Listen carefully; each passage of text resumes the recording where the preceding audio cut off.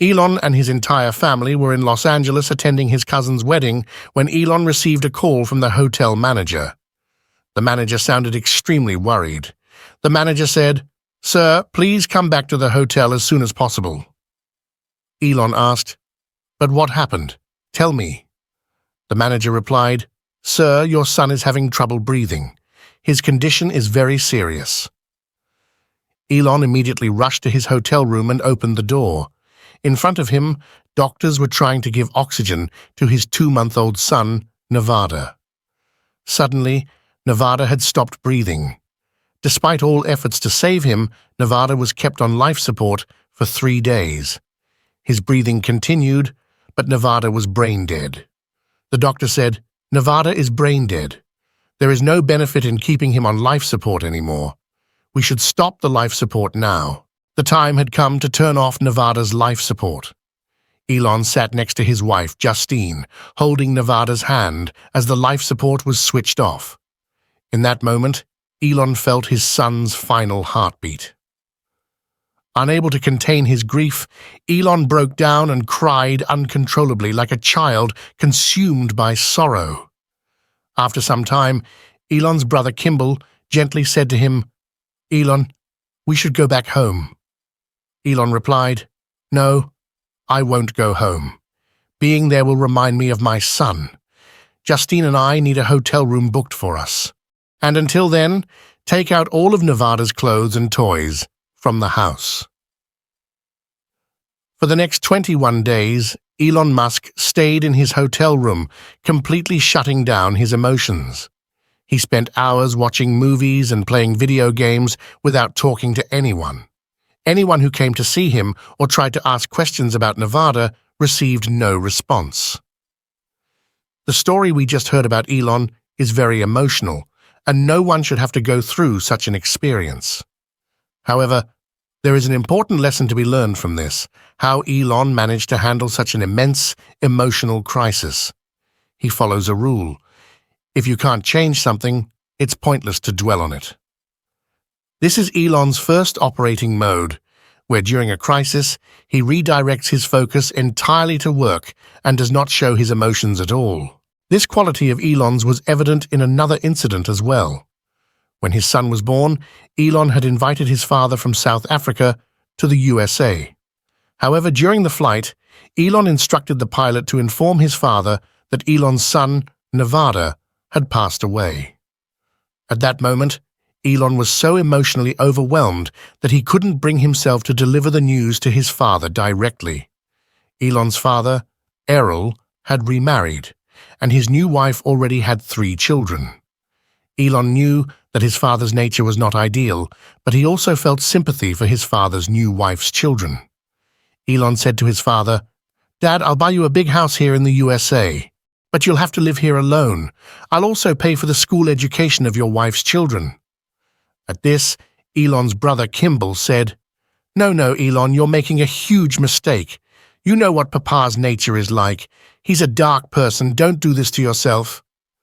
Elon replied, "No, I know what I'm doing. I don't want our cousins to go through the kind of childhood we had." Elon bought a luxurious house in Malibu for his father, a yacht, and even a Land Rover. He ensured that the children got admitted to a good school. However, a few days later, Elon discovered something that shook him to the core. Elon's 56-year-old father was in a relationship with Jana, his stepdaughter, who was only 15 years old. This revelation made Elon extremely angry. Elon confronted him, saying, "Daddy, what are you doing? Is this right? Have you seen your age? Jana is just 15 and a school-going girl. I've just lost my own child, and here you are doing something so disgraceful."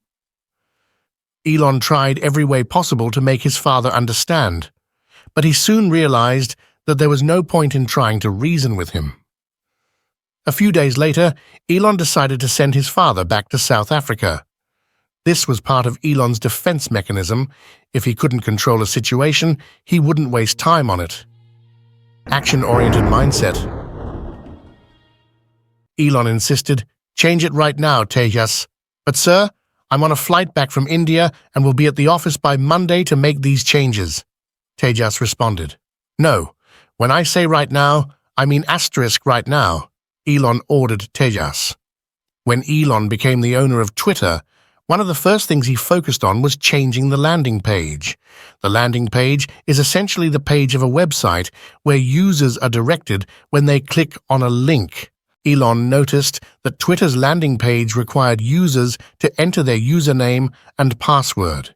He wanted users to be directed straight to the Explore page instead. This task was assigned to a young engineer, Tejas, who was returning from India after visiting his family. In the end, Tejas made these changes using the plane's Wi-Fi password. In an interview, Tejas mentioned that this feature had been discussed at Twitter many times before, but no one had ever taken action on it, only wasting time. However, as soon as Elon took charge, he immediately acted on it.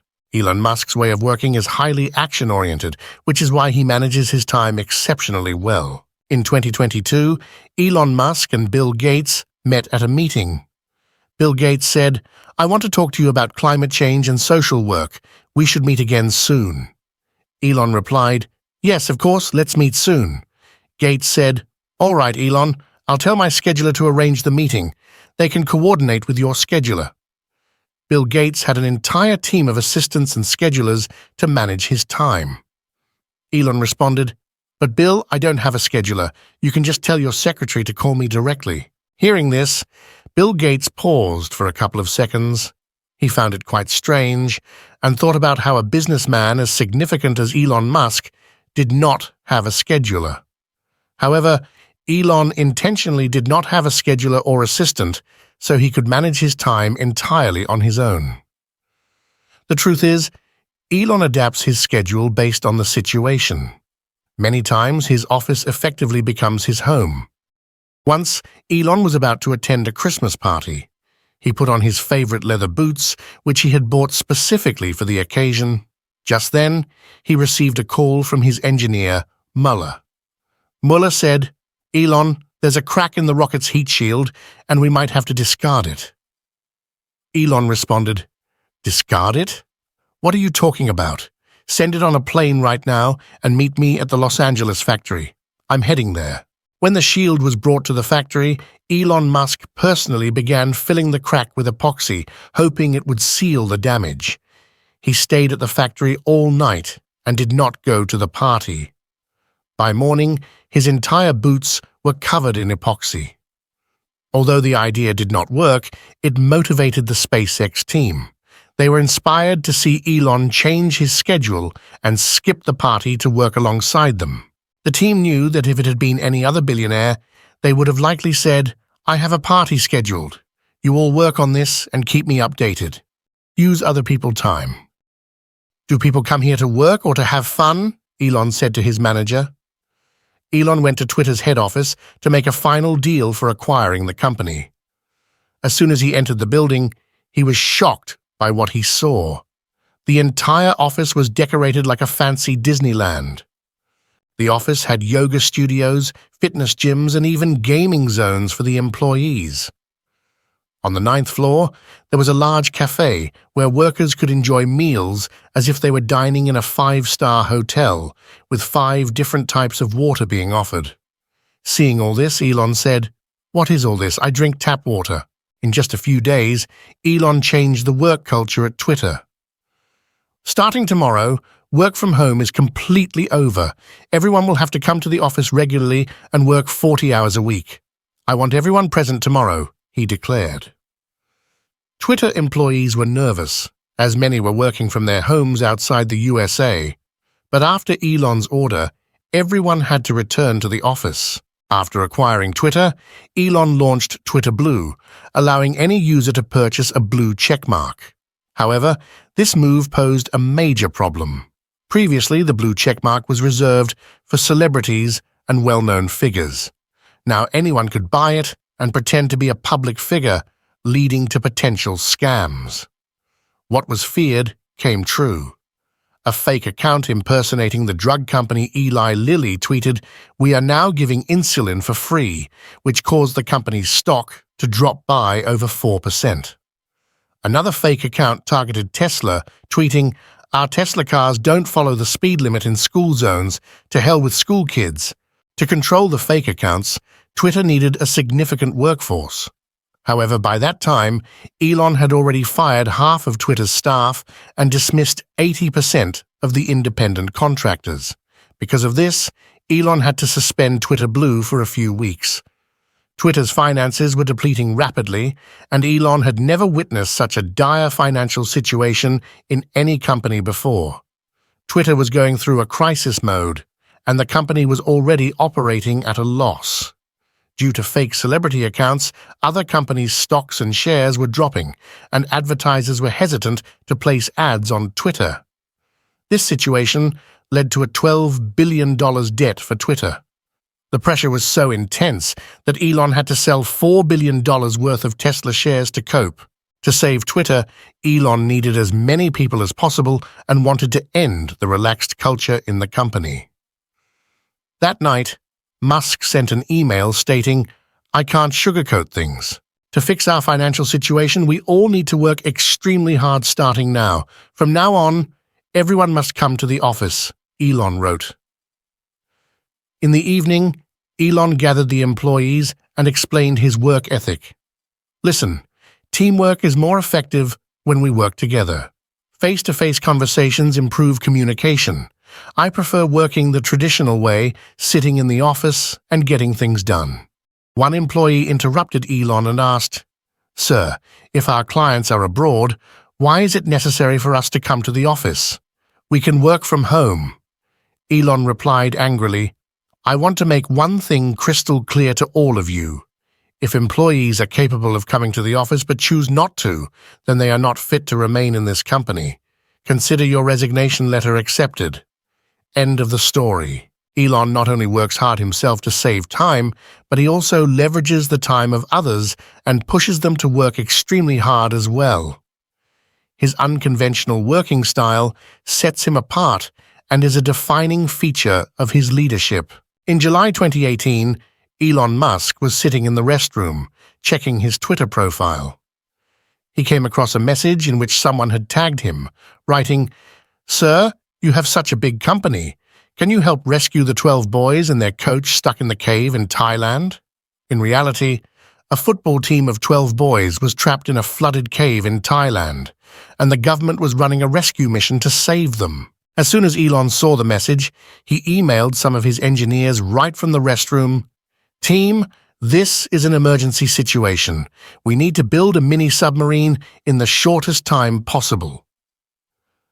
Engineers from SpaceX and the Boring Company got to work and built the mini-submarine in just 8 hours. Elon then tweeted, "The flight distance from the USA to Thailand is 17 hours, and we built a mini-submarine in even less time, just 8 hours." After that, Elon himself, along with his team, flew to Thailand and handed over the submarine to the rescue team. After that, Elon went straight to China, where he signed a deal for a new Tesla factory. Although the submarine idea wasn't used in the rescue, it showcased Elon's action-oriented approach. Many people wonder how Elon manages to tweet so frequently and still manage his time effectively.